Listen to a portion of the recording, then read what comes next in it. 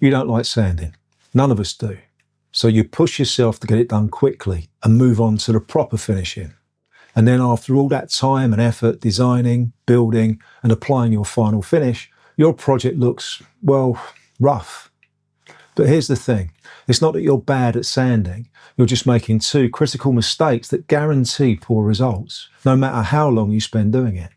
In this video, I'll show you exactly what those mistakes are and how you can avoid them, so you can actually be proud to show off your finished work. A lot of people think sanding is just about making wood feel smooth to the touch. You run your hand over it, it feels fine, so you're done, right? But when you apply your stain or final finish, suddenly every scratch, every swirl mark, every imperfection you thought was gone becomes glaringly obvious.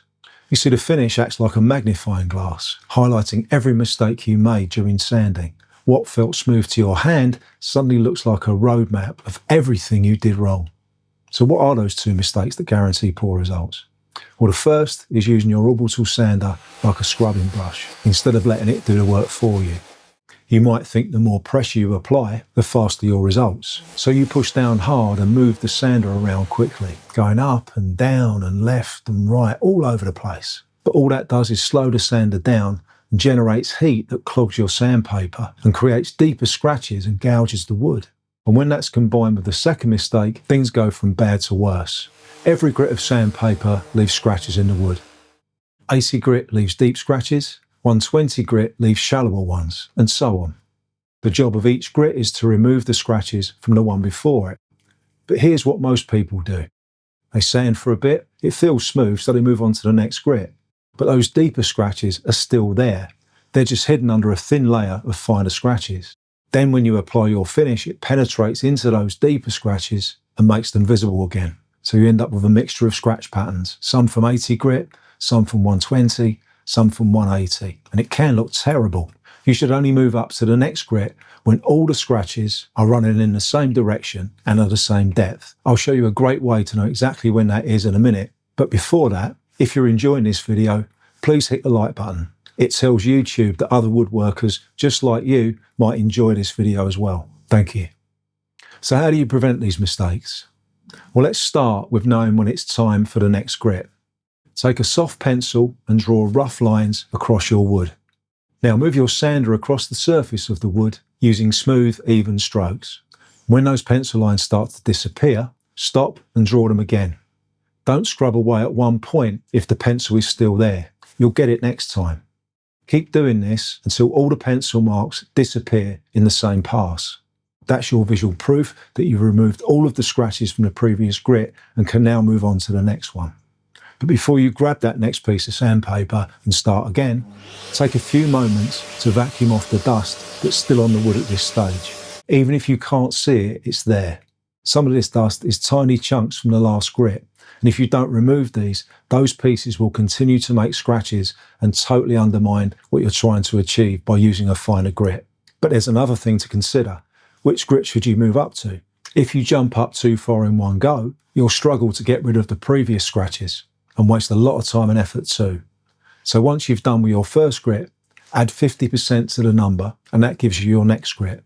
I'll usually start with 80 grit, so 80 plus 40 equals 120. And then when that's done, 120 plus 60 gives 180. For most sanding jobs, 180 is as far as I would normally go. So keep the sander flat on the surface without digging in to remove low spots. You need to bring the whole surface down to that level first to maintain a perfectly flat workpiece.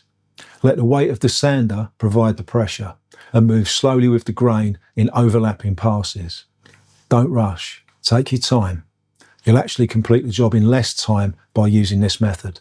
This is a perfect case for the old adage, less haste, more speed. So, you've gone through all your grits, so now it's time to bust out the finish, right? Well, you can, but I have another little tip that will ensure your final finish gives you the exact results you were hoping for. Take a spray bottle of water and lightly wet the surface of the wood. Immediately wipe off any excess water. We're looking to just dampen the surface, not flood it.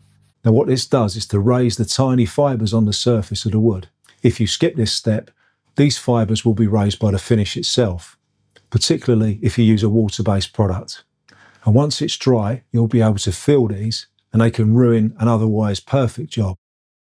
If you use an oil-based product, this may not be necessary, but as it's so quick to do, I think it's worth it every time. Now, leave this to dry completely. How long will depend on the conditions, but I'd suggest about an hour. Once it's completely dry, using your final grit, 180 in my case, lightly hand sand in the direction of the grain. This will remove the raised fibres, and when you apply your finish now, they aren't there to cause any roughness.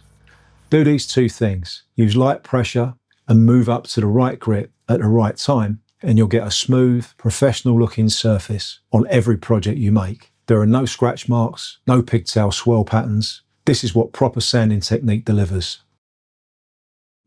And now you know about this, your next project is going to look far better with a lot less effort. So here's something to put your new skills into practice.